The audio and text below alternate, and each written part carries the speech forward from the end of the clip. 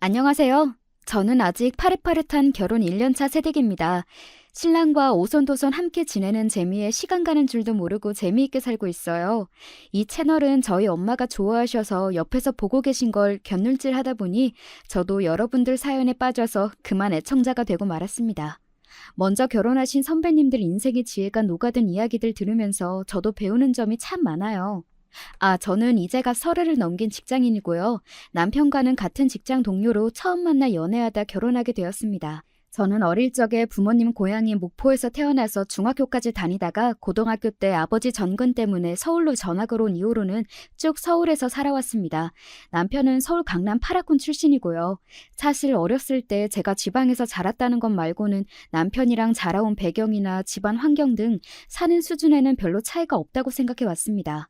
남편도 딱히 그런 부분을 언급한 적이 없었고요. 사실 저희 나이대에는 저희 부모님들과는 달리 지역 갈등을 직접적으로 체감할 일이 잘 없거든요. 그래서 결혼하려고 남편 가족들을 만났다가 살면서 처음으로 촌년이라는 말을 다듣고 진짜 황당했던 기억이 나네요. 일단 앞에서 말씀드린 대로 저희 부모님은 두 분 다 전라도 목포 출신이십니다. 일가 친척들 모두 목포 출신이시고요. 그래서 친척들 모임에 한번 갈라치면 사방에서 아주 구수한 사투리가 정겹게 튀어나오곤 합니다. 어이, 자네 왔는가? 아니, 어디 이렇게 일이 늦어버렸는가? 일찍 나온다고 했는디, 그 짝에 사거리에 사고가 안 났던가요? 그래도 다 한 동네 사람들인데, 한 들이다 봐줘야지. 욕받구만 욕봤어. 가끔은 저도 나름 목포 출신인데도 못 알아듣는 말이 있을 정도로 심한 사투리를 쓰시는 분들도 계세요. 원래 이 지역이 전라도 치고도 사투리며 지역색이 강하긴 합니다. 그래서인지 친척들끼리 유대감도 강한 편이었습니다. 내 식구니 남의 식구니 구분짓지 않고 사촌들끼리도 친동기간처럼 자라면서 저는 온 집안 어른들의 사랑을 듬뿍 받으며 자라났습니다. 그래서 아버지의 정근 때문에 저희 온 가족이 서울로 이사 가던 날은 그야말로 온 목포가 눈물바다가 되었다 해도 과언이 아니었어요. 온 일가 친척의 사촌들까지 저희를 배웅하겠다고 나와서는 눈물을 찍어대셨습니다. 아이고, 딸내미 이자 서울 올라가고 남은 언제 또 본단가? 서운해서 어쩌을까? 저도 자라는 내내 애정을 아끼지 않고 쏟아주신 친척들 곁을 떠나는 게 어린 마음에 많이 섭섭했습니다. 처음엔 아빠 혼자 서울 가라며 떼도 많이 썼어요. 방학 때마다 꼬박꼬박 내려올게요. 건강히 잘 계세요. 서울 애들은 지방 사람들하고는 다르게 개인주의적인 성향이 강하고 친척끼리 그렇게 가깝게 지내지도 않는다는 얘기를 어릴 때부터 어른들한테 인이 박히도록 듣다 보니 괜히 처음엔 친해지기 어려울까봐 겁을 먹고 있었는데 막상 와서 살아보니 서울 애들이라고 목포 애들이랑 크게 다르지도 않더라고요. 뭐 어딘들 사람 사는 건 아니겠습니까? 저는 특유의 친화력을 발휘하여 전학을 오고 나서도 새로 사귄 친구들과 잘 지내며 서울 생활에 잘 적응해 나갔습니다. 전학 가고 나서 본격적으로 대학 입시를 준비하느라 눈꽃을 새 없이 바빠졌습니다. 목포에서도 대학 진학에 뜻이 있는 친구들은 일찌감치 입시 준비로 정신이 없었으나 서울 아이들에게 대학 진학의 열기만큼은 이길 수가 없겠다 싶었습니다. 특히나 제가 전학을 간 학교는 강남 한복판에 위치한 소위 강남 8학군에 속한 곳이었습니다. 나중에서야 부모님께 사정을 전해 듣기로는 서울 사는 아이들도 강남 8학군 들어가기가 쉬운 일이 아니라 저처럼 중간에 전학을 들어갈 수 있었던 건 정말 천운이 맞아떨어진 결과였다고 하더군요. 사정이 이렇다 보니 주변에서 눈에 불을 켜고 공부하는 친구들을 지켜보는 제 마음도 조급해질 수밖에 없었죠. 그렇게 저희 눈물 없이는 들을 수 없는 험난한 입시 생활이 시작되었고 먹는 시간, 잠자는 시간 줄여가며 모든 시간을 공부에 쏟아부었습니다. 주변에 공부 잘하는 친구들이 워낙 많다 보니 제 성적 정도는 그냥 우습게 느껴지더라고요. 결과적으로 보면 전학을 오지 않았더라면 이렇게까지 좋은 대학에는 들어오지 못했을 거예요. 그렇게 뼈를 깎는 각고의 노력 끝에 인서울에 위치한 명문대에 합격하고 나니 목포의 친척들도 마치 자기 일인 양 다들 기뻐해 주셨습니다. 동네에 플랜카드 거신다고 난리이신 걸 저 쪽팔려 죽는다고 사정사정해서 겨우 뜯어 말렸습니다. 야, 얼굴에 윤이 나는 거 봐라.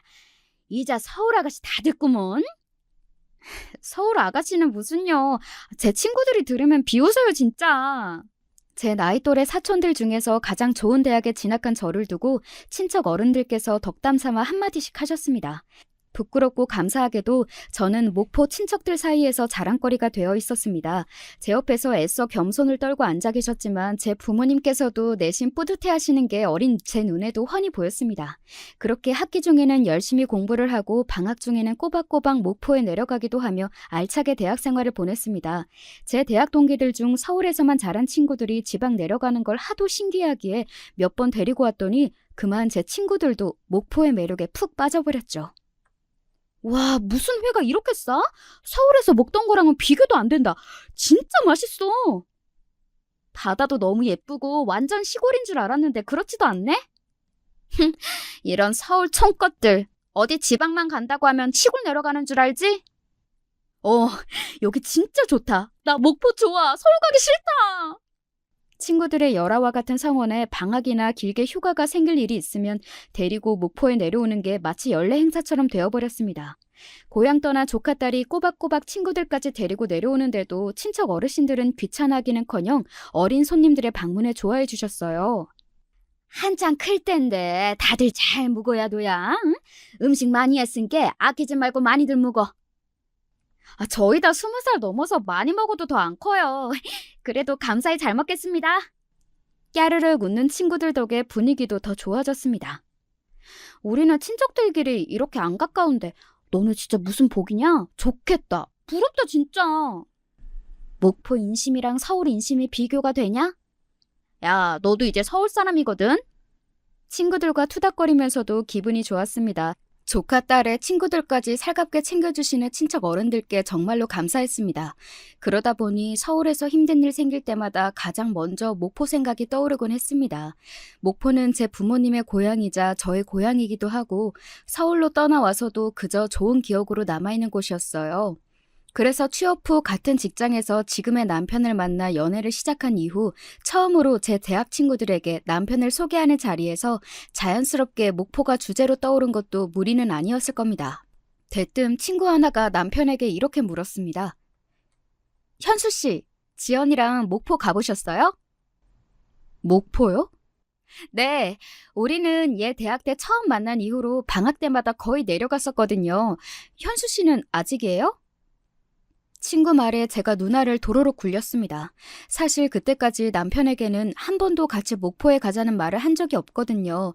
친구들이야 제가 무슨 일만 생기면 목포 가자는 말을 입에 달고 살기도 하고 저희들도 저 따라 몇 번씩 목포에 내려가 보았으니 남자친구에게도 당연히 그랬을 거라고 생각한 모양이었어요.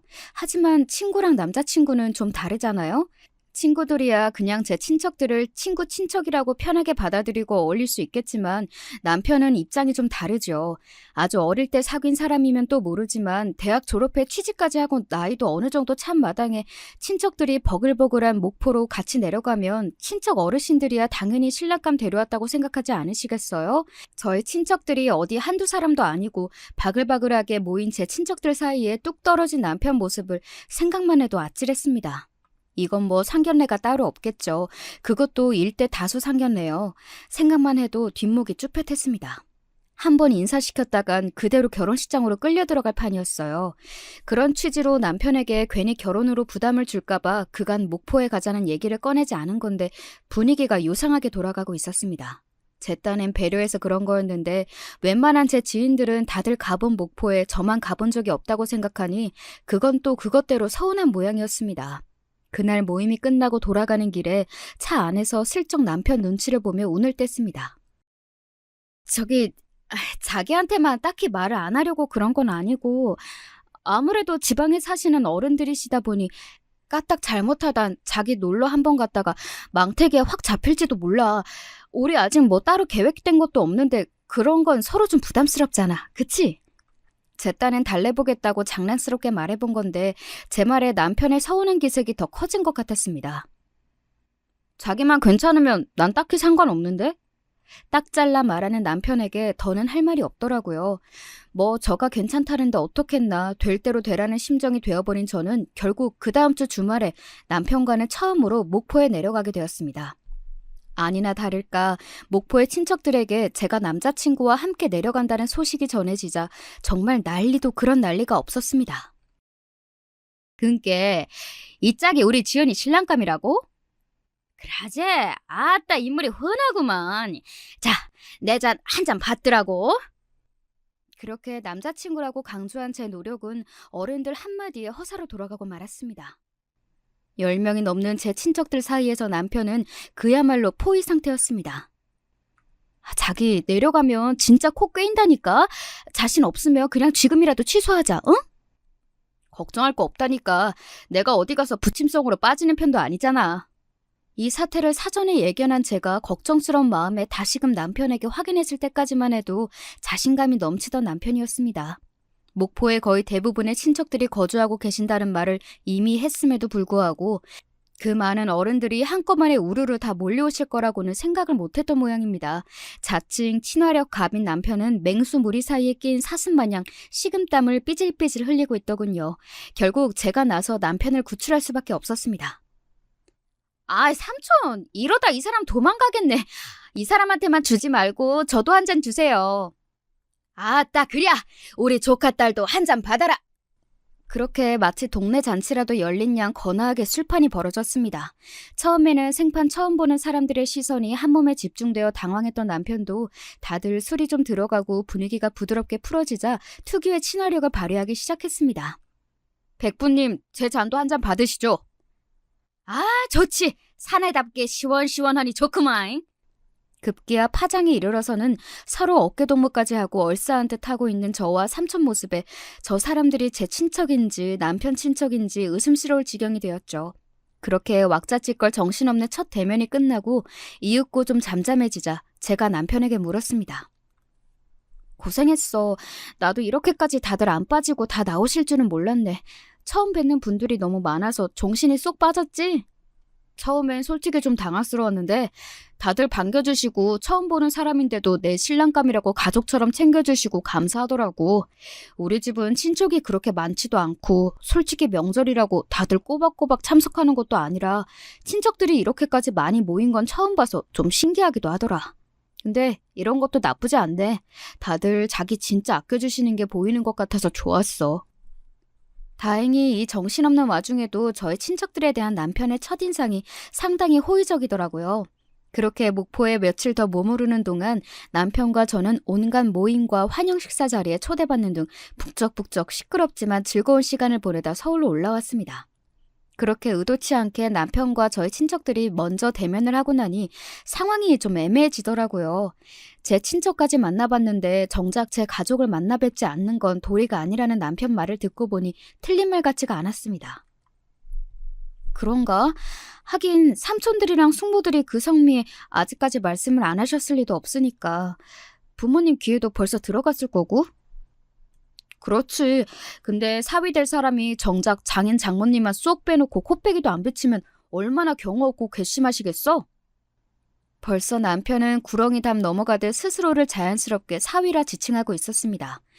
정작 그때는 저 나름대로 생각에 잠겨서 그런 줄도 몰랐습니다. 지금에 와서야 돌이켜 생각해보면 애초에 목포행을 고집했던 것부터가 남편의 계략이 아니었을까 싶긴 하네요. 그렇게 남편과 저희 부모님과 함께하는 식사 자리가 잡히게 되었습니다. 그동안 부모님께서 별 말을 안 하셔서 저도 잠자코 있었는데 막상 제가 남편과 식사 자리를 제안했더니 기다렸다는 듯이 불이 나게 승낙하시더라고요. 꼭 제 입에서 그 소리가 나오기만을 기다린 사람처럼 말이죠.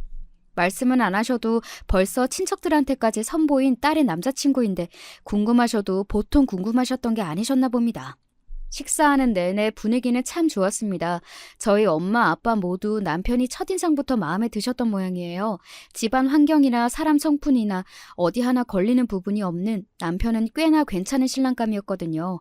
거기에 좋은 학교 나와서 저와 같은 회사에서 근무한다는 점도 마음에 드셨던 것 같아요.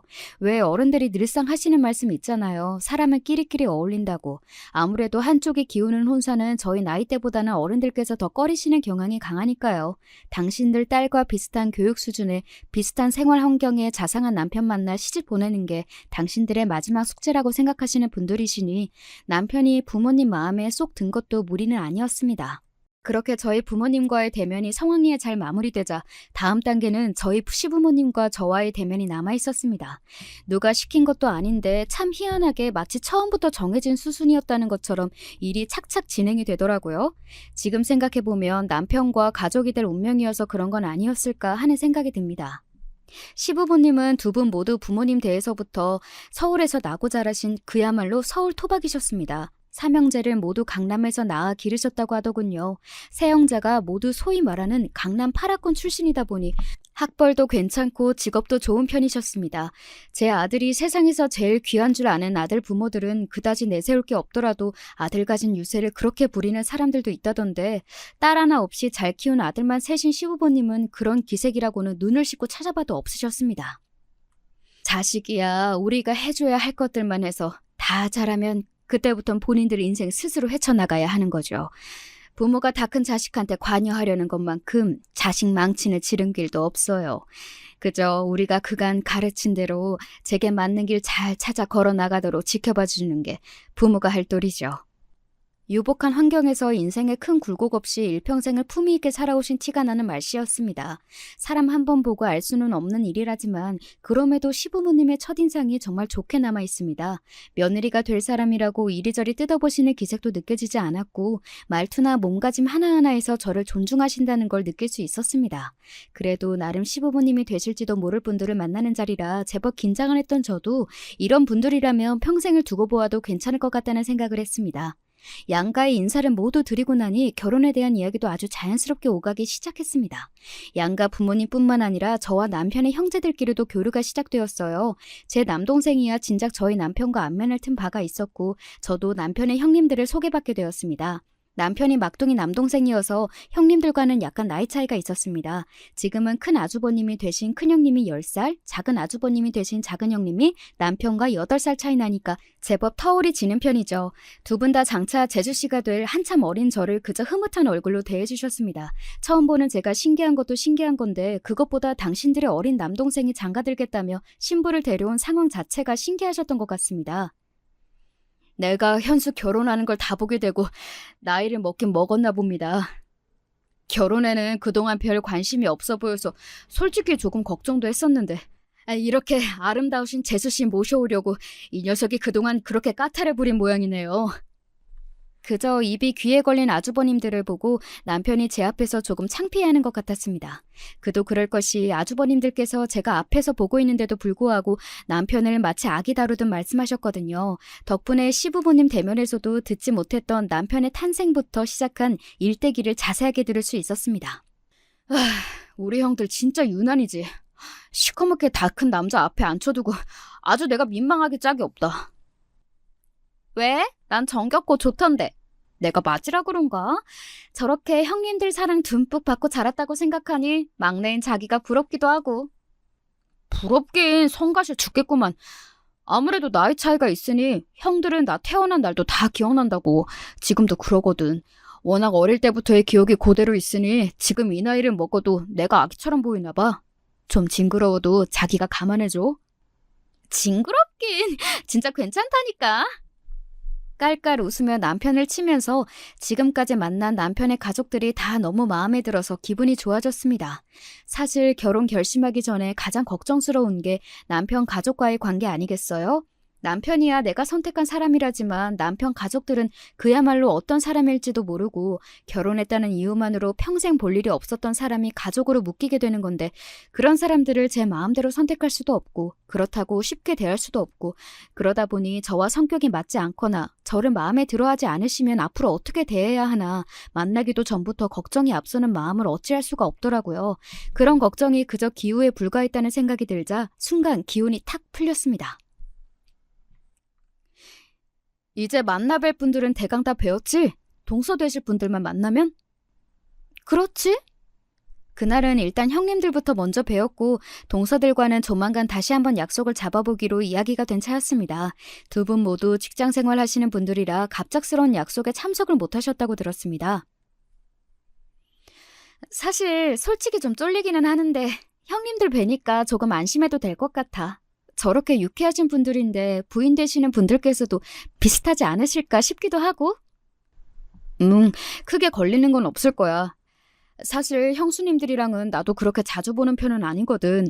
우리 어머니 아버지께서도 며느리들 오라가라 하시는 성품이 아니시기도 하고 두 분 다 일하느라 바쁘신데 어지간한 집안 행사 아니고는 오라는 말씀도 잘 안 하셔.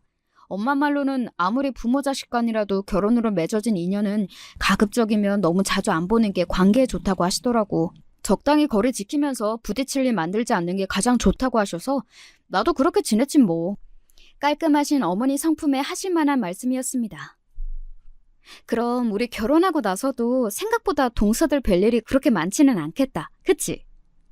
뭐 그렇겠지? 앞에 두 형님들 결혼하실 때도 그랬는데 나 결혼하고 갑자기 바뀔 것도 아니고 다들 자기 직장 생활하느라 바쁜 마당에 친목을 하려고 해도 할 시간이 안 날걸? 그러니까 미리부터 너무 걱정할 필요 없어. 말은 안 했지만 제가 속으로 무슨 고민을 했을지 사려 깊게 헤아린 남편이 저를 미리 안심시키더군요. 남편의 든든한 말에 저도 그간의 우려를 이만 접기로 마음먹었습니다. 동서들을 처음 만난 건 그로부터 얼마 지나지 않아 시어머니 생신 자리에 초대받은 자리에서였습니다. 남편의 온 가족이 모이는 자리에 초대받은 건 처음이라서 이제 정말 가족으로 인정받는 거구나 하는 실감이 났습니다. 거기다 동서가 될 두 분을 처음으로 뵙는 자리이기도 하니 평소보다 더 신경이 쓰였습니다. 그래서 어머님 선물에다 동서들 선물들까지 작게 준비해서 남편과 함께 시부모님 댁을 찾았습니다. 시부모님 댁은 입구부터 인테리어를 아주 신경 썼다는 것이 티가 확 났어요. 요란하지는 않지만 고생한 취향이 드러나는 장식품부터 벽지 색깔까지 어머님께서 아주 고심하신 끝에 탄생한 애정이 가득 담긴 집이라는 것을 알 수 있었습니다. 남편과 아주버님들까지 다 이 집에서 나고 자랐다고 들었는데 오래된 집에 아들 삼형제를 키워낸 집이라고는 상상하기 어려울 정도로 관리가 잘 되어 있는 집이었어요. 집을 워낙 좋아하셔서 여행도 그다지 즐기지 않는 편이시라는 시부모님들 말씀이 그제야 이해가 되었습니다. 어머님, 아버님의 환대를 받으며 집에 들어가 보니 이미 저희를 제외하고 모두 먼저 와 계시더라고요. 아주버님들 옆에 앉아 계시던 두 동서들 모두 세련된 차림의 커리어 우먼이셨습니다. 나도 한 10년 전쯤 지나면 저렇게 세련된 모습이 몸에 배인 커리어 우먼으로 성장할 수 있을까 기대할 정도로 멋진 모습이었습니다. 안녕하세요. 처음 뵙겠습니다. 현수 씨한테 그동안 말씀 많이 들었습니다. 그래요. 반가워요. 앞으로 잘 지내봐요. 상냥한 미소와 나긋한 말투로 반겨주시는 게 감사한 마음이었습니다. 이제 결혼 전에 큰 산은 모두 넘었구나 싶은 마음에 안도감이 들었습니다. 그렇게 시작된 어머님의 생신 축하 식사 자리는 시종일관 조용하고 부드러운 분위기에서 진행되었습니다. 시부모님께서는 저뿐만 아니라 이미 시집온 두 며느리에게도 다정하지만 정중하게 대하셨어요. 직접 와서 이미 결혼으로 가족이 된 두 동서가 시부모님과 함께하는 모습을 보고 나니 결혼 후에 제 생활도 크게 다르지 않을 것 같아 안심이 되었습니다. 그렇게 어머님께 선물까지 다 전해드리고 시부모님 댁을 떠나기 전 두 동서들에게 미리 준비해온 선물을 건넸습니다. 이거 별건 아니고 제 고향에서 유명한 베이커리에서 인기 있는 디저트를 몇 개 준비해봤어요. 예전에 제가 선물했던 다른 분들도 모두 잘 드시던 거라 아마 입맛에 맞으실 거예요. 고향이요? 서울이 고향이 아니에요? 아, 중학교까지는 목포에서 나오고 서울로 전학 와서 그 이후로는 쭉 서울에서 살고 있어요. 제가 내민 선물 봉투는 눈에 들어오지 않는지 대뜸 큰 동서가 제 고향부터 물으시더라고요. 고등학교를 서울에서 나왔다고 하니 당연히 제가 서울 출신이라고 생각하셨던 모양입니다. 내민 제 손을 보고 큰 아주버님께서 큰 동서를 툭 치며 눈치를 주자 그제야 큰 동서가 선물 봉투를 받아들었습니다. 그래요. 잘 먹을게요. 옆에 서 계시던 작은 동서에게도 같은 선물 봉투를 전하고는 남편과 함께 시부모님 댁을 나섰습니다. 나 오늘 잘한 것 같지? 뭐 실수한 거 없었지? 차에 타자마자 꾹꾹 눌러온 질문을 쏟아내자 남편이 웃더군요. 그렇게 긴장할 거 없다니까. 우리 식구들 다 너 좋아해. 엄마 아빠도 오늘 너 와서 좋아하시는 거 못 봤어? 그랬지. 사실 식구들을 한꺼번에 본 거는 처음이라 나도 모르게 긴장을 했나 봐. 와, 새삼 자기 대단하다 싶다. 나는 자기 식구들 6번 보는 것도 이렇게 긴장을 했는데 자기 목포 처음 갔을 때 진짜 어떻게 버텼대? 제 말에 그때 어리버리했던 제 모습이 떠오른 모양인지 남편이 크게 웃음을 터뜨렸습니다. 그러게. 근데 그러고 나서 금방 잘 어울렸잖아. 어른들도 나 다 예뻐해 주시고. 저번에 갔을 때도 하도 대접을 잘 받아서 내가 몸둘 바를 모르겠더라니까. 네, 남편은 저와의 목포 첫 방문 이후로도 수차례 목포를 다시 찾았습니다. 그간 국내 여행 경험이 그렇게 많지 않았던 남편은 경상도나 강원도에 방문한 적은 있어도 전라도 방문은 평생 처음이었다고 했습니다. 첫 전라도 방문이었던 목포행에서 생각지도 못했던 많은 친척들의 환대를 받고 남편 기분이 썩 좋았나 봐요. 그 후로 며칠 짬이 나면 틈만 나면 목포 얘기를 하더라고요. 이번에 연차 하루 쓰고 주말 껴서 목포 다녀오자. 또? 다녀온 지 한 달밖에 안 됐는데? 그러니까 다른 달은 2번 가면 지겹던데 이상하게 목포는 가도 가도 재미있더라? 곧 처갓집 될 곳이라서 더 그런가? 제 앞에서 너스레를 떠는 남편을 흘겨보곤 그래도 저 또한 여전히 애정을 품고 있는 제 고향 목포를 마음에 들어하는 것이 기분이 썩 나쁘지 않더군요. 이런 연유로 그 이후로도 몇 번 더 목포에 내려가서 휴가를 즐겼고 덤으로 여전히 조카 사위가 예뻐 죽으려고 하시는 친척들에게 귀여움도 듬뿍 받고 올라왔습니다. 이번에 동서들에게 선물한 디저트들도 목포에서 전날 휴가에서 올라오며 직접 공수한 것들이었습니다. 형님들께서 선물 마음에 들어 하실까? 어머님 생신인데 어머님 두고 큰 선물을 하기도 좀 그렇고 해서 부담 없이 선물한 건데 너무 부실하지 않을까 걱정이네. 별 걱정을 다 한다. 아마 선물 받게 되실 거라고 생각도 못 하셨을걸? 좋아하면 좋아하셨지. 선물한 게 왜 문제가 되겠어? 그런가? 아무래도 주위에서 들은 게 많다 보니 어머님 아버님 처음 뵐 때보다 신경이 더 쓰였나 봐. 원래 손윗동서가 어려운 자리라고들 하잖아. 그런 손윗동서 둘이나 있는 나한테 시집와주니 황송하게 여기고 잘해야겠네. 제 긴장을 풀어준다고 짐진 너스레를 떠는 남편에게 웃어주고는 그래 내가 괜히 생각이 많은 거겠지 노파심을 떨치려 노력했습니다. 시어머니 생신에 참석한 이후로 저희 결혼 준비는 급물살을 타게 되었습니다. 아직 양가 부모님 간의 만남도 가지지 않았지만 암묵적으로 양가 모두 결혼 허락을 받은 셈이나 마찬가지였습니다. 저도 그 이후로 시부모님 댁을 여러 차례 방문했고 변죽 좋은 남편은 매번 선물을 바리바리 싸들고 저보다 훨씬 더 저희 부모님 댁을 들락거리기 시작했습니다. 상견례 분위기는 정말이지 더할 나위 없었습니다. 저희 부모님도 시부모님들도 서로 덕담을 주고받으며 화기애애한 분위기에 기분이 둥둥 뜨는 것 같았습니다. 남들은 결혼하는데 시댁 스트레스며 결혼 준비며 그리들 스트레스에 시달린다고 하는데 너무나 순조롭게 진행되는 결혼 준비에 정말이지 모든 일이 순리대로 착착 진행되어 쾌감마저 느낄 정도였습니다. 남들은 하도 결혼 준비가 힘들어서 결혼 2번은 못하겠다는 우스갯소리까지 한다는데 일이 이렇게나 잘 풀린다고? 싶기까지 했어요. 미리 길이를 여러 날 받아온 덕택에 상견례 자리에서 바로 저희 결혼 날짜가 잡혔습니다. 결혼 날짜는 상견례로부터 6개월도 채 남지 않은 시점이었습니다. 이미 남편 앞으로 마련된 신혼집이 있었고 대략적인 식장 예약 현황까지 미리 알아둔 덕에 진행 가능한 일정이었습니다. 이야기가 잘 끝난 것에 양가 부모님 모두 기분이 무척 좋아지셨는지 당초 예상보다 길어진 상견례는 가벼운 반주로까지 이어졌습니다. 이제 이야기는 저희 결혼 이야기를 넘어서 네 분의 살아오신 이야기로까지 넘어간 참이었습니다. 처음 보신 분들께서 뭐 그리 나누실 말씀이 많은 모양인지 웃으며 남편과 눈빛을 주고받았습니다.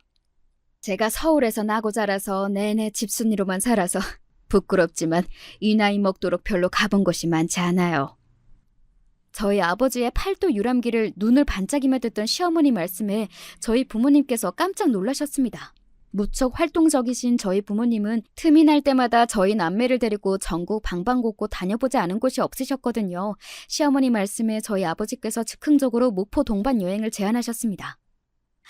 그러지 마시고 사돈 어른과 함께 저희와 목포 여행 한번 다녀오신 건 어떠십니까, 안사돈? 우리나라에 좋은 것들이 참 많지만 또 목포만한 곳이 없거든요. 저희 고향이라서가 아니라 교통도 불편하지 않은데 바다도 볼 수 있고 해산물도 맛있고 한번 오시면 정말 마음에 드실 겁니다. 아유, 그래도 저희가 폐가 되지는 않을지. 아니야, 엄마. 엄마 아버지 가시면 엄청 반겨주실걸? 친척분들이 다들 사람을 참 좋아하셔서 나도 몇 번이나 잘 있다가 왔어요. 평소 화통하고 시원한 성격의 아버지와는 달리 다소 내성적이신 시어머님 입장에서는 부담스러운 제안일까봐 중간에서 제가 눈치를 보고 있는데 오히려 남편이 제 어머니를 부추기고 있었습니다. 말려야 할까 하던 차에 저희 아버지가 계속해서 열심히 어머님을 설득하셨습니다. 예, 다른 곳은 몰라도 목포 바닥은 저희가 꽉 잡고 있습니다. 저희가 책임지고 모실 테니까 부담 갖지 말고 한번 다녀오시죠. 어머님 기색을 슬쩍 살피니 예상과는 다르게 어머님께서도 흥미를 보이시는 것 같았습니다. 그래서 저도 지원 사격을 넣었죠. 네, 어머님. 처음이시라 망설여지시면 현수 씨랑 저도 같이 갈게요. 아무래도 아는 사람이 한 명이라도 더 있으면 좋잖아요. 제 말에 어머님 얼굴이 화색이 되었습니다. 좀처럼 여행 가는 일이 없던 어머님의 반응이 긍정적이자 아버님께서도 무척 흡족하신 것 같았습니다. 그렇게 황당하게도 상견례 자리에서 양가 부모님과 예비사위 며느리가 함께 떠나는 목포 여행이 결정되었습니다. 아까는 나도 분위기에 휩쓸려서 권해드리기는 했는데 생각해보니 이게 또 보통 부담될 자리가 아니네. 내가 괜한 짓을 했나? 아니야. 나도 마침 목포 생각이 나던 참이었어. 분명히 우리 부모님도 마음에 들어 하실 거야. 남편은 아예 확신을 하고 있더군요. 어지간해도 목포가 마음에 들었던 모양이다 싶었습니다. 그렇게 바로 다음 주 주말에 저희는 양가 부모님을 모시고 목포로 내려갔습니다. 도착하자마자 눈앞에 펼쳐진 광경은 그야말로 요지경이 따로 없었습니다. 거의 동네 잔치와 맞먹는 규모의 환영 만찬이 준비되어 있었거든요. 친척들이 작정하고 칼을 갈며 준비한 모양이었습니다. 아유, 세상에 송구스러워서 어째. 목포에서만 맛볼 수 있는 산지 직송의 온갖 산의 진미가 눈앞에 펼쳐진 걸 보시고는 어머님께서 감사한 마음에 어쩔 줄은 몰라 하시더라고요. 평소 친척들에게 극진한 대접을 받던 남편 입까지 떡 벌어진 걸 보니 그 규모가 짐작이 가시죠? 생각보다 저희 친척들과도 금세 잘 어울리시며 즐거워하시는 사돈 내외를 보고는 저희 부모님 어깨가 하늘까지 치솟았습니다. 아, 삼촌, 뭘 이렇게 많이 준비하셨어요? 슬쩍 삼촌께 작은 목소리로 죄송스러운 마음을 담아 타박을 하자 삼촌이 그러시더라고요. 원래 이렇게 처음에 융숭하게 대접을 잘 해드려야 사람 마음이라는 게 고마워서라도 더 잘해줄 마음이 생기고 그러는 법이지. 아, 그러고 지연이 너 시집 가는데 이렇게 친척들이 마음을 쓴다는 걸 보여드리면 야가 저 집에서 사랑 듬뿍 받고 자란 딸이로구나. 더 함부로 못하는 법이라니까. 네, 이게 다 처음 보는 외지인한테 베풀 수 있는 호의겠습니까? 다 조카딸 잘 되라는 어른들의 살뜰한 마음이시겠죠. 감사한 마음에 그만 코가 시큰해졌습니다. 서울로 이사간 이후로는 가끔 내려와서 실컷 대접받고 가는 게 다였는데 그런 조카딸이 뭐가 그렇게 예쁘다고 이렇게까지 해주시는지 앞으로 시집가도 내가 더 신경 쓰고 잘해야겠다 다짐했어요. 그렇게 저희 시부모님들은 저희 일가 친척과 부모님이 성심성의껏 준비한 온갖 코스를 다 즐기고 나서야 서울로 올라오셨습니다. 당초 우려와는 달리 시부모님께서도 첫 목포 여행에 정말이지 만족하셨던 모양이에요. 나중에 아버님께서 저만 따로 조용히 불러내셔서 말씀하셨습니다. 아가 고맙다. 내가 저 사람 처음 보는 분들하고 저렇게 재미나게 잘 어울리는 걸 본 적이 없어. 저 사람 요즘도 매일 목포 얘기를 입에 달고 살아. 잠자리며 음식 가리는 사람이라 여행 가서도 늘 애 먹고 힘들어하는 것만 봤는데 좋긴 정말로 좋았던 모양이야. 다 네 덕이다. 고맙다, 아가. 제게 용돈까지 억지로 쥐어주시며 고마워하셔서 저도 정말 뿌듯했습니다. 가족이 되길 목전에 두고 더할 나위 없이 좋은 양가 분위기에 어떻게 기분이 좋지 않을 수 있었겠어요. 부모님까지 모시고 목포에 간 걸 아주버님들 내외까지 다 아시는 마당에 빈손으로 올라올 수는 없죠. 서울로 올라온 다음 날 목포 특산물을 바리바리 이고지고 형님 부부를 다시 만났습니다. 세상에 이 귀한 걸 다 아버지 어머니 모시고 여행 다녀온다고 애 많이 썼을 텐데 뭘 우리 것까지 다 챙겼어요. 고마워라. 정말 우리 재주씨만한 효부가 또 없습니다. 자식이라고 무뚝뚝한 아들이라 그간 가족여행 한번 제대로 못 갔는데 재수씨가 저희가 할 일을 다 해주셨네요. 저번에 선물해주신 목포 디저트도 정말 맛있었는데 고맙습니다, 재수씨. 아니에요. 어머님, 아버님께서 좋아해 주셔서 제가 더 감사하죠. 그날 역시 식사 분위기는 참 좋았습니다. 표면적으로는 말이죠. 돌아오는 차 안에서 평소답지 않게 말이 없는 저를 보며 남편이 눈치를 보았습니다. 자기야, 왜 그래? 혹시 속 안 좋아? 아니, 그게 그냥 괜히 내 노파심인 것 같긴 한데 아무래도 감이 안 좋아. 그날 제 마음을 어지럽힌 건 다름 아닌 손이동서 두 분이셨습니다.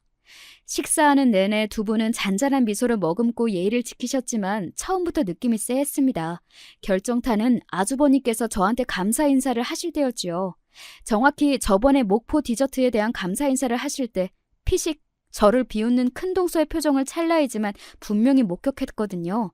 그 이후로도 목포에 대한 화제가 떠오를 때마다 큰 동서와 작은 동서가 미묘하게 눈빛을 주고받는 것이 눈에 띄었습니다.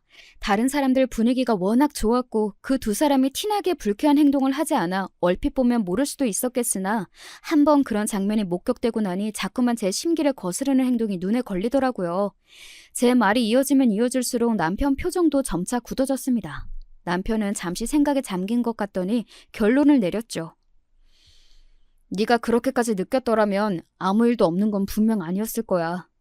하지만 당장 무슨 행동을 취한 게 아니니 뭐라고 하기도 그렇고. 일단 이번은 넘어가고 한 번 더 이렇게 마음에 걸리는 일이 있으면 그땐 넘어가지 말고 꼭 나한테 얘기를 해줘. 해결을 하더라도 꼭 내 선에서 해결을 할 테니까. 알았지? 연신당부하는 말에 그러만 대답하고는 복잡해진 마음에 그만 심란해지고 말았습니다. 제발 이 기분이 기우에 불과하기를 바라고 또 바랐죠. 하지만 슬픈 예감은 왜 틀리는 법이 없는 것인지요. 그로부터 며칠 지나지 않아 저에게만 따로 동서들이 연락을 해왔습니다. 왔으면 얼른 앉아요. 아주버님들과 남편 없이 만난 동서들은 말투부터 싸늘한 것이 영 딴판이었습니다. 슬프게도 제 예감이 들어맞은 모양이었습니다. 혹시 제가 무슨 실수를 한 게 있을까요? 조심스레 묻는 제 말에도 두 분은 그저 콧방귀만 뀌시더라고요. 그러더니 작은 동서가 먼저 쏘아붙였습니다. 그걸 꼭 우리 입으로 말해야 알겠어요? 나 원참 기가 막혀서. 벌써부터 이 집 식구 행세하는 것도 아니고 어른들 바글바글 끌고 그 총구석까지 내려가야겠어요? 갑자기 쏟아진 일격에 어안이 벙벙했습니다. 일전에 양가 부모님 모시고 목포에 다녀온 걸 말씀하시는 거라면 두 분 모두 흡족해 하셨고 잘 모시고 다녀왔는데요. 뭐가 잘못된 건가요? 시골 출신이라 뭘 모르는 모양인데 얌전하신 양반들이 어떻게 면전에서 거절을 하시겠어요? 그저 무안할까 장단 맞춰준 걸 눈치 없이 좋다고 실실대는 꼴이라니. 그 정도 상식도 없어요? 촌년이라 그러나? 그러니까 지금 이 사달이 난 게 저와 저희 부모님이 개념도 없이 내키지도 않는 시부모님을 억지로 총구석, 그러니까 제 고향 목포에 끌고 내려간 게 저들 마음에 차지 않는다는 거였습니다. 말을 가려서 할 생각도 없이 내뱉는 큰 동서 말에 저도 발끈했습니다. 촌년이라뇨. 말씀이 지나치시네요, 형님. 그럼 저랑 저희 부모님이 원치도 않는 분들한테 주제넘은 행동을 하셨다는 뜻인가요? 그건 저뿐만 아니라 저희 부모님께도 실례입니다. 실례는 그쪽이 한 게 실례고, 그리고 아직 결혼한 것도 아닌데 형님이라는 호칭은 좀 그렇지 않나? 마치 저의 결혼을 반대라도 한다는 태도에 그만 말문이 턱 막혀버렸습니다. 제가 말을 잇지 못하자 큰 동서 뒤를 이어 작은 동서가 신이나 떠들어댔습니다. 사실 그쪽 집안이 우리 도련님한테 차지 않는 건 맞잖아요? 형님도 그렇고 나도 그렇고 다 강남 파라코 출신이야. 어디 총구석에서 굴러먹다 올라온 아가씨하고는 레벨이 다르다고. 아직 어려서 뭘 몰라 그러는데 성충이는 솔잎을 먹고 살아야 돼요. 괜히 결혼하고 더한 분란 일으키지 말고 정리할 수 있을 때 정리하는 게 아가씨한테도 나을 겁니다. 그 말을 뒤로 제 말은 아예 들을 생각도 없는지 두 동서가 쌩안이 나가버렸습니다. 갑작스럽게 당한 황당한 대접에 그만 울컥 서러운 감정이 올라왔습니다. 저는 곧장 울먹이는 목소리로 남편에게 전화를 걸었습니다. 곧장 약속 장소로 뛰어들어온 남편에게 방금의 대화를 들려주었습니다. 오늘 제가 여기 나온 건 남편도 미리 알고 있었습니다. 먼저 녹음을 하라고 한 것도 남편이었어요. 내용을 확인한 남편의 얼굴이 딱딱하게 굳어버렸습니다. 미안해. 형수들이 우리 식구 없는 곳에서 당신에게 이렇게 경우 없이 나올 줄은 나도 몰랐네. 나 때문에 겪지 않아도 될 일 겪게 해서 정말 미안해. 내가 다 해결할게. 너 아무것도 따로 안 해도 돼. 내가 다 알아서 할게.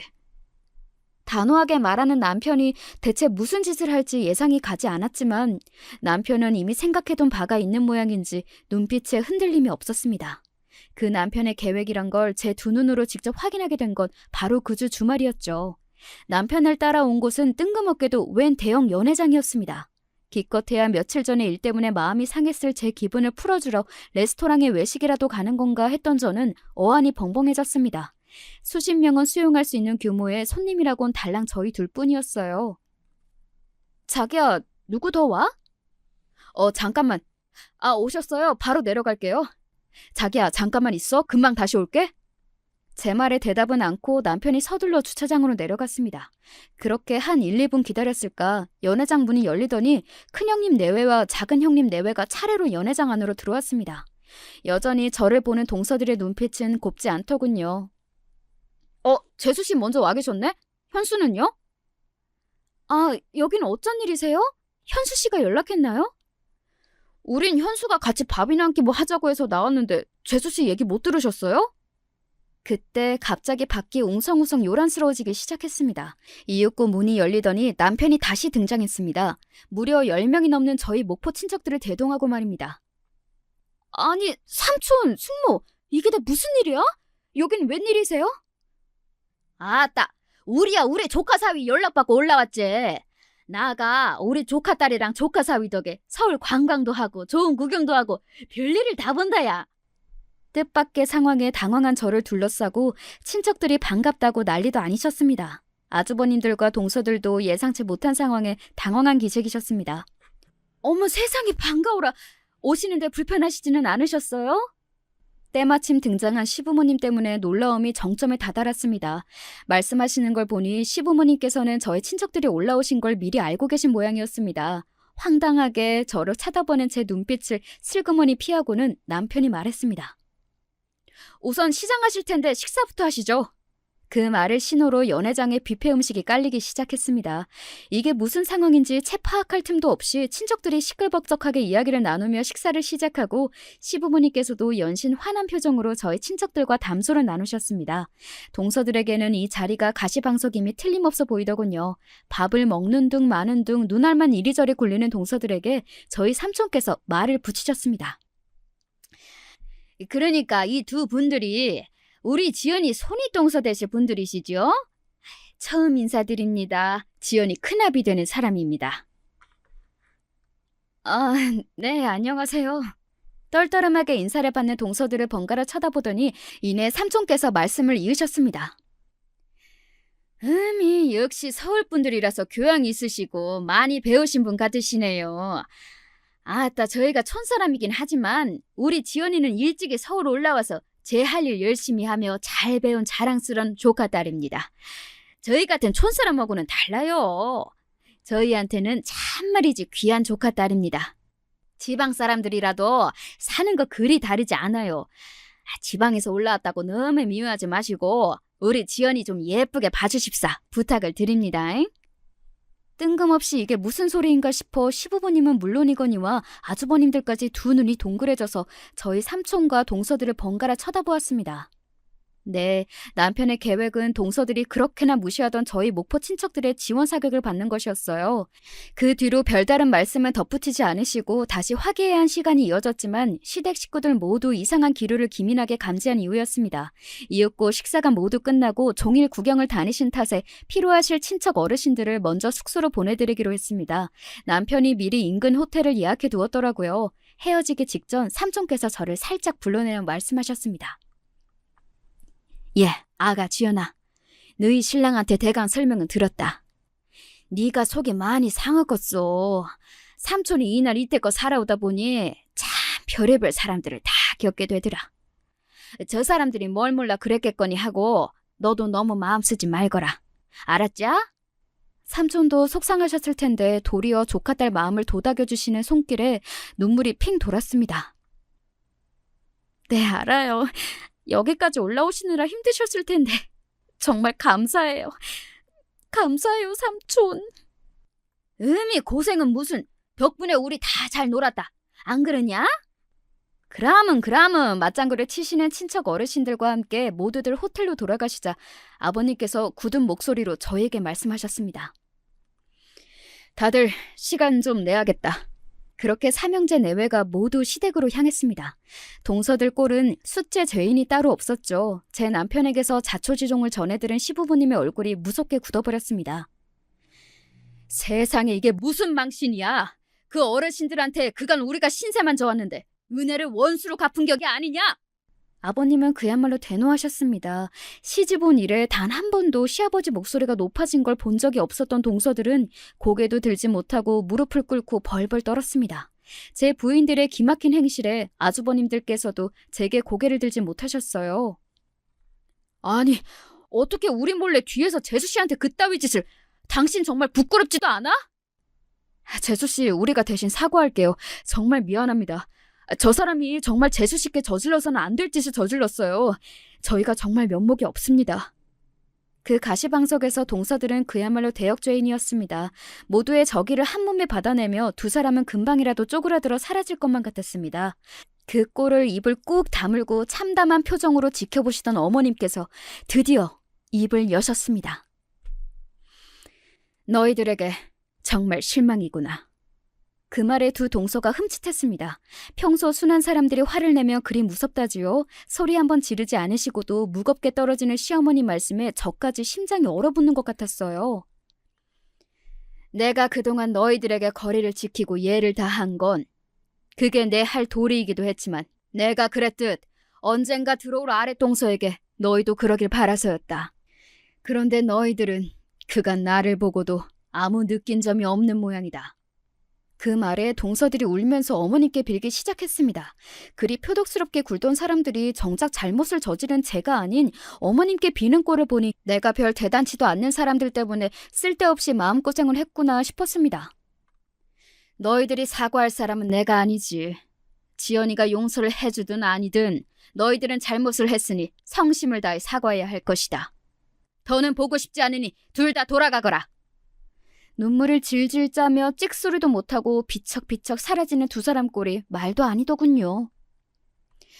우리가 너한테 정말 미안하다는 말밖에 할 말이 없구나. 윗사람 덕이 부족해 너한테 겪지 말아야 할 일을 겪게 만들었으니 당장 내일이라도 사돈 내외와 친척분들께 꼭 사과를 드리마. 정말 미안하다. 진심으로 사과하시는 시부모님 모습에 저게 정말 참된 어른의 자세로구나 생각했습니다. 약속하신 대로 시부모님께선 다음날 저희 친척들과 부모님께 식사 대접을 하며 그간의 일을 말씀드리고 진심으로 사과하셨습니다. 저희 부모님 앞에서 거의 석고대죄를 하시는 통에 그걸 말리느라 저희 부모님과 저와 남편까지 진땀을 빼야 했습니다. 동서들이야 더 볼 것도 없이 저와 시부모님 앞에서 찍소리도 못하고 쥐죽어 지내고 있습니다. 한번 마음을 돌리시니 어머님이 그리 차가우실 수가 없더라고요. 어머님이 든든한 방패가 되어주시니 저도 눈치 볼 일 없이 제 할 말 다하며 살고 있어요. 제 다사다난한 결혼 이야기는 여기까지입니다. 들어주신 여러분들 모두 감사드려요.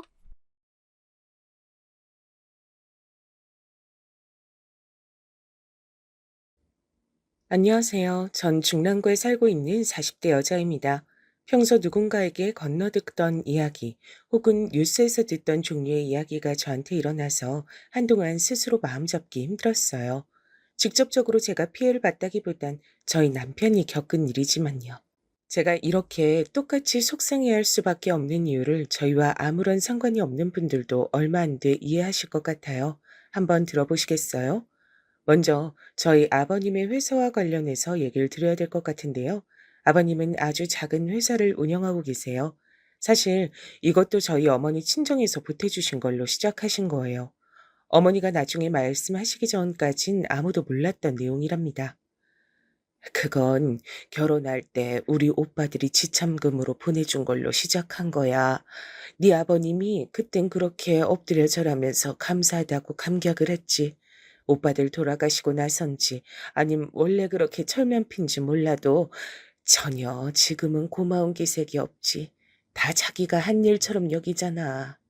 어머, 그럼 어머니 친정으로부터 나왔던 돈인 거예요? 저도 뭐 아버님이 저희 결혼할 때 하도 자부심을 갖고 말씀하시니까 몰랐죠. 사실 진짜 말 맞다나 저희 상견례 때 아버님이 엄청 자랑하셨거든요. 한 사업체 운영한다는 게 보통 일이 아니죠. 저도 우리 아들, 딸들한테 누누이 얘기해요.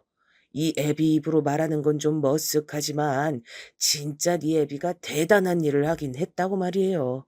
제일 먼저 그 물건 여기 들여와서 거래 성사했던 게 저란 말입니다. 그 당시에 어디 직접 발로 뛰며 해외 가서 거래하기 쉬웠겠습니까? 아니죠.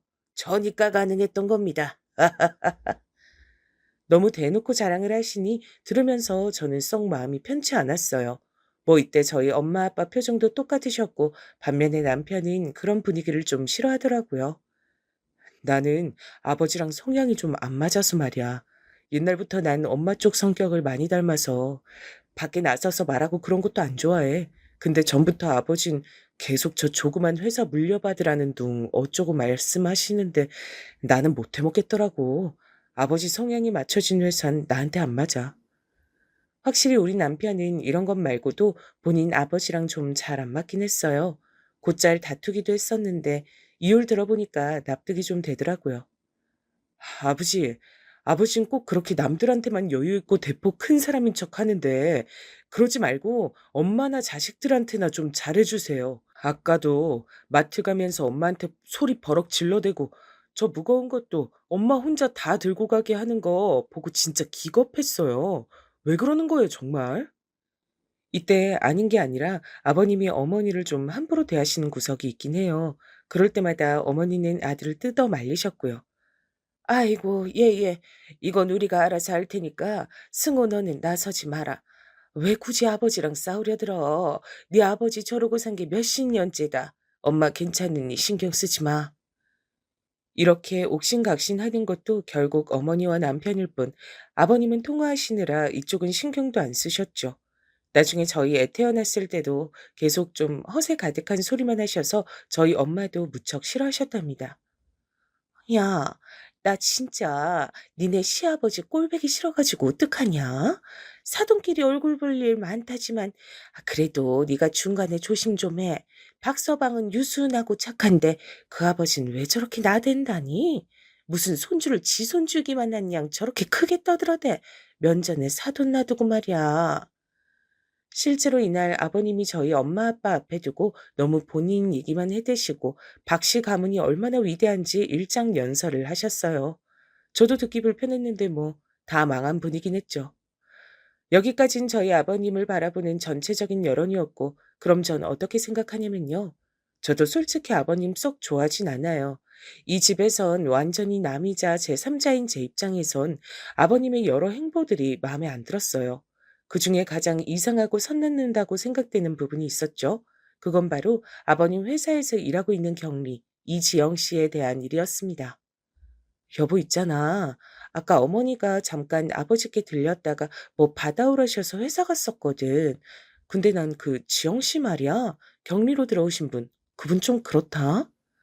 남편은 아마 이때는 전혀 내막을 몰라서인지 뭔 소린가 하는 표정이더라고요. 그게 아버님이 그 지영 씨를 너무 좀 이뻐하는 느낌이랄까? 그 사람 심지어 나이가 나랑 별 차이도 안 나잖아. 나보다 5살 위랬던가?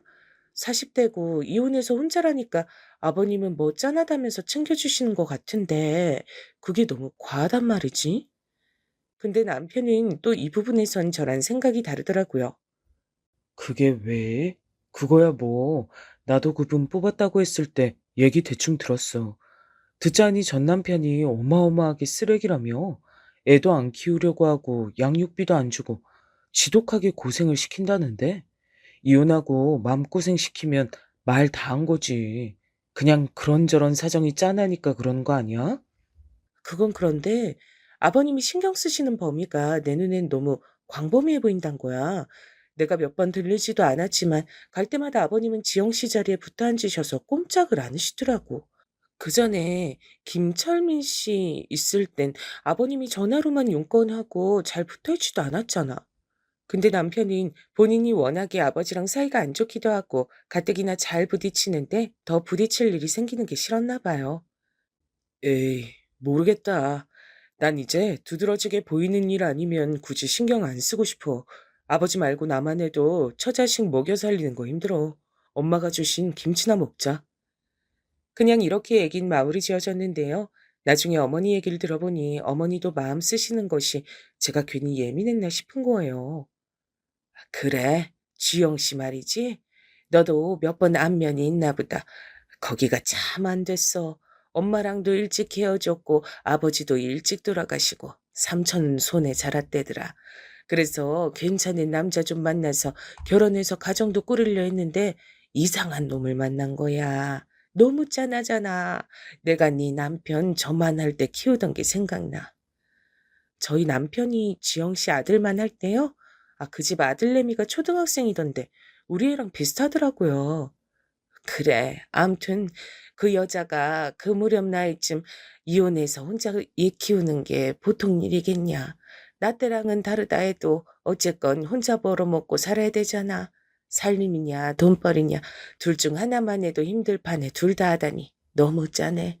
내가 마음이 너무 안 좋아가지고 얼마 전에 반찬도 해서 갖다 줬다. 네?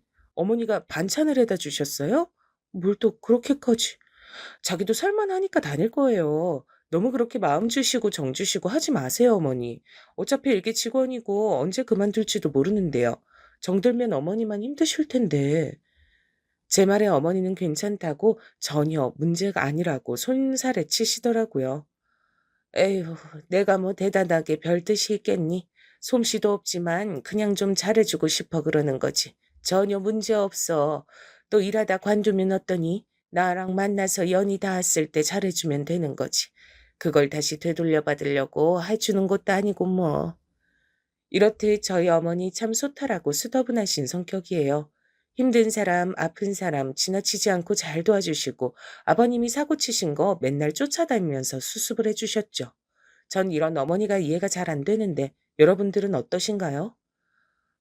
난 진짜 어머니처럼은 못 살 것 같아. 남편은 남편이고 아들은 아들이지. 아버님 저번에도 술 드시고 실수하시고 어머니가 그거 메꾸려고 쫓아다니시는 거 보면 너무 안쓰럽다니까. 왜 그렇게 사셔야 하는 거야? 좌우지간 난 아버지처럼 안 살 거니까 그런 걱정 붙들어매도 돼. 자식이 꼭 부모 길 따라간다는 법 있나? 난 술도 안 마시고 아버지 같은 성격도 아니니까 그런 걱정 사서 하지 마. 실제로도 우리 남편은 그런 타입이기에 별 걱정은 없었는데요. 아무튼 전 그렇게 제가 괜한 참견을 한 느낌이 들어서 그냥 쓱 넘기고 잊었어요. 그리고 그 지영 씨 역시 꽤 오랜 기간 회사를 다니더라고요. 근데 한 2년 정도 됐을까요? 우리 애랑 바로 길 건너 맞물려 있는 초등학교에 다니고 있어 저도 안면이 있었는데 중간에 좀 이상한 소문을 듣게 됐어요. 지영 씨 애랑 저희 애랑 학원이 겹치고 중간에 아는 엄마가 한 명 있었거든요. 저기 민우네 엄마 이번에 태권도 같이 다니면서 알게 된 엄마인데 좀 그래. 난 저 집이랑 우리 애 같이 어울리게 하고 싶지가 않아. 응? 이유가 뭔데? 나도 저 엄마 알긴 알아. 그랬는데 이때 제 귀로 흘러들어온 얘기란 도저히 저 혼자만 알고 감당하긴 힘든 얘기였죠. 저 집이랑 같이 어린이집 나온 애 엄마한테 들었거든. 남편이 장난 아니기도 했고 이혼했다나? 근데 그 뒤로 두어 번 애 데리러 오는 남자들이 달랐다나 뭐라나 말들이 많더라고. 응? 아니 뭐 남동생이나 애 삼촌일 수도 있잖아. 아니야. 애가 그때마다 아저씨 아저씨 했대잖아. 민우 엄마 얼굴도 이쁘장하고 옷도 되게 야시시하게 입잖아. 솔직히 그냥 애 엄마라도 보기 좋은 차림은 아닌데 이혼하고 너무 자유롭게 이성교제하고 애한테 혼란 주는 느낌이라 보기 좀 그래. 그러니 우리 애랑도 너무 교류 안 했으면 좋겠더라고. 전 이런 얘기는 너무 의외였죠. 일할 때 지영 씨의 모습이란 그냥 평범한 차림새였거든요. 그나저나 이혼 후에 만나는 남자들이 있었구나 싶었고 듣고 꽤 놀라웠어요. 이런 다소 찝찝한 소식을 들었지만 뭐 저랑 큰 상관없는 얘기라고 생각했고요. 저랑 엮일 일이야 아버님 회사 문제 아니곤 없으니 적당히 거리를 두면 된다고 생각했는데요. 하지만 제가 그렇게 마음은 먹은 대로 흘러가지 않고 아주 지저분하게 엮이게 돼버린 거예요. 그 계기는 마치 계기란 단어를 쓰기도 참 참혹하고 슬픈 일로 인해 만들어지게 됐습니다. 당시 우리 남편이며 아가씨며 다들 세상이 무너진 얼굴로 우왕좌왕하던 모습 생각하면 제 가슴 한쪽 언저리가 다 쓰러올 정도예요. 그건 다름 아닌 저희 어머니와 관련된 일 때문이죠. 어머니는 정말 돌연 아주 바람처럼 저희 곁을 거짓말처럼 떠나셨어요. 평범하게 우리가 일어나서 밥을 짓고 먹고 바쁘게 출근 준비를 하는 그 시간대에 정말 너무 아무렇지 않게 비보를 전해오셨죠. 그것도 아버님을 통해서 말이에요. 니들 얼른 이리로 건너와라. 큰일이다. 큰일 났어. 이 전화를 제가 받게 됐고 제대로 되묻기도 전에 뭔가 예감이 이상하다 싶었어요. 밥 먹고 있는 남편에게 이 말을 전하니 저와 비슷한 감정이 들었나 봐요. 저흰 재빨리 아이를 친정에 맡기고 얼른 시댁으로 갔는데 거기서 다시 봐도 믿기 어려운 광경을 눈으로 보게 됐죠. 아, 아버님, 이게 저기 어머니 어떻게 되신 거예요? 제 말에도 아버님은 대답을 못하고 얼굴을 양손에 파묻은 채 어쩔 줄 몰라 하고 계셨고 우린 그렇게 우여곡절 정말 정신이 하나도 없는 상태로 어머니를 떠나보내게 됐어요.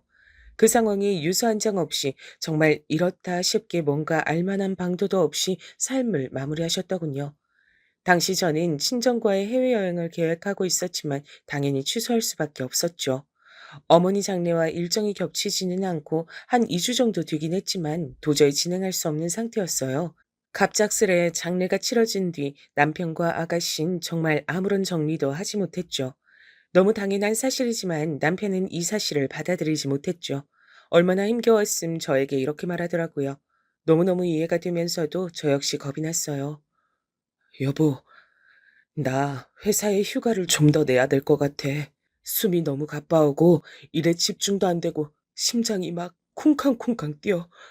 나, 나 좀 쉬어도 될까? 집에서 그냥 아무것도 안 하고 누워있고 싶어. 그래, 여보. 당연히 쉴 수 있을 만큼 끌어다 쉬어. 쉴 때 쉬어야 되고 울 때 실컷 놀아야 된대. 안 나올 때까지. 괜찮아. 당신 쉬어도 되니까 아무것도 안 하고 있어 그냥.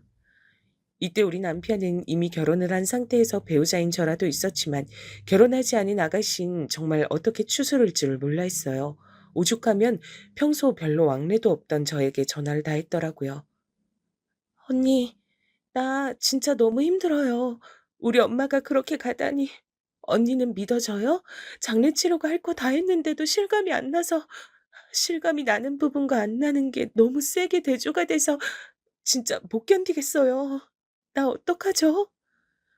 평소 마음 약하고 순한 아가씨였기에 진짜 이 남매를 어쩌면 좋나 싶어 저도 감정이 벅차오르더라고요. 저 아가씨, 괜찮음 우리 집 와 있어요. 혼자 있지 말고 오빠도 당분간 얼마 휴가 낸다니까 아가씨도 우리 집 와서 같이 TV도 보고 그래요. 이런 식으로 남매를 달래가며 전 저대로 나름의 충격과 피로감에서 벗어나기 위해 무던히 노력을 했어요. 근데 얼마쯤 지나 남편이 갑자기 누굴 같이 만나자는 거예요. 김 팀장님, 아버님 회사 꽤 오래 다니시다가 얼마 전에 그만두신 분 맞지? 장례 때도 오시지 않았나? 근데 왜 당신한테 만나재? 나도 모르겠어. 암튼 급한 일이라고 좀 만나달라시는데 당신도 좀 같이 가주면 안 돼? 저도 뭔가 싶어서 일단 같이 나갔는데 그때 들었던 얘긴 일전에 들었던 그 어떤 소문이나 농담거리보다 큰 충격으로 다가왔어요. 아, 안녕하세요. 사모님도 같이 오셨구나. 그죠? 저희 사장님 며느님이시잖아요. 오늘 제가 뵙자고 한 게 사실 외람되지만 좀 드릴 말씀이 있어서요. 솔직히 좀 그냥 덮고 넘어가려 했는데 상황이 이렇게 되니 제 마음이 너무 안 좋아서요. 뭔 얘기를 하려고 이렇게 뜸들이나 싶어 물만 벌컥이며 기다리던 우린 엄청난 얘기를 듣게 됐죠. 새삼 내가 생각한 것이 내 촉이 틀리지 않았단 게 이렇게 슬픈 일일지 처음 알았어요. 아니, 그럼 김 팀장님이 같이 근무하실 때 그렇게 느끼셨단 거예요? 그 격리, 지영 씨랑 저희 아버님이 좀 그래 보이셨단 말인 거죠? 전 이 말을 하면서도 너무 놀라서 차마 옆에서 같이 듣고 있는 남편의 표정을 보지도 못하고 물었어요. 네. 그게 사실 지영 씨 일처리가 그닥 능숙한 것도 아니고 매번 회계 내역도 틀리고 결국 제가 다 손보기도 하고 저도 꽤 오래 다녔지만 뭐 그만두게 된 여러 가지 이유 중 지영 씨 뒤치다꺼리를 제가 하는 스트레스도 있었죠. 그게 사장님이 참 이뻐하시더라고요. 나중엔 도가 지나치기도 하고. 도가 지나치다니 어떤 말씀이신지. 그러자 김 팀장님은 저희 남편 눈치를 슬쩍 보더니 어렵게 말을 하시더군요. 아, 기왕 이렇게 말씀드리러 왔으니 제 생각엔 사모님도 아마 어느 시점부터 나시지 않았을까 싶거든요. 굳은 얼굴로 사무실 나가는 것도 몇 번 봤고, 암튼 제 추측으론